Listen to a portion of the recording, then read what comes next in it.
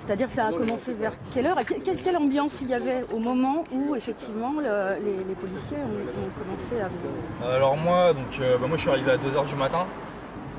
C'était ambiance bon enfant, tout le monde s'amusait avec tout le monde. Tout le monde parlait avec tout le monde. Enfin voilà, c'était une soirée, une bonne soirée.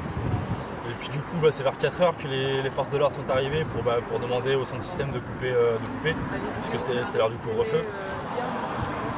Donc la plupart ils ont suivi les ordres, sauf celui qui est à gauche du bunker là, qui était de l'autre côté. Donc lui il a essayé de tenir un peu plus longtemps, les forces de l'ordre sont allées le voir pour les faire couper, ce qu'ils ont fait une première fois.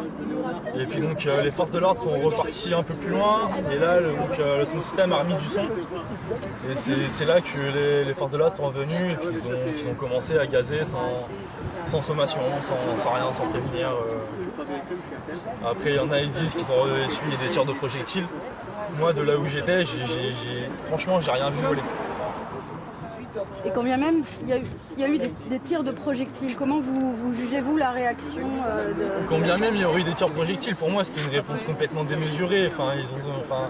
Sortir les lacrymos à 5-10 mètres de la Loire, sortir les chiens, sortir les matraques, sortir les LBD, sortir tout l'attirail, pour moi c'est complètement débile, c'est pas réfléchi comme réaction.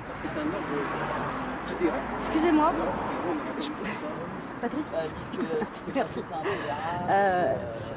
Pour ce qui est de vous-même, comment ça s'est passé pour vous en fait?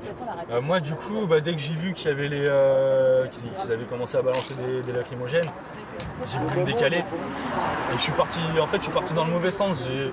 Je suis parti par là, donc dans le sens du vent. Donc les lacrymogènes m'ont suivi. C'était des fumées assez denses, j'avais les yeux qui me brûlaient, donc je voyais rien, je voyais pas un mètre devant moi. Et puis au bout d'un moment, en me décalant, j'ai dû me décaler. Au fur et à mesure, je me décalais un peu plus vers le bord. Et puis au bout d'un moment, j'ai mis les pieds dans le vide et je suis tombé à la renverse dans la Loire. Qu'est-ce que vous avez ressenti à ce moment-là? De l'inquiétude. Ouais, j'ai eu un peu peur, quoi, le fait de tomber comme ça de si haut. Je savais pas trop s'il y avait des obstacles dans la chute, tout ça, je voyais rien. Ça allait très vite, donc j'ai eu un peu peur au moment de la chute. Quand j'ai mis le pied dans le vide, je me suis dit, merde, je vais tomber. Ça, je m'entends encore le dire. Une fois que j'étais dans l'eau, j'ai tout fait pour sortir la tête de l'eau le plus vite possible. Et puis une fois que j'avais réussi à me dépatouiller de tout ça, j'ai cherché de quoi m'accrocher en attendant les secours.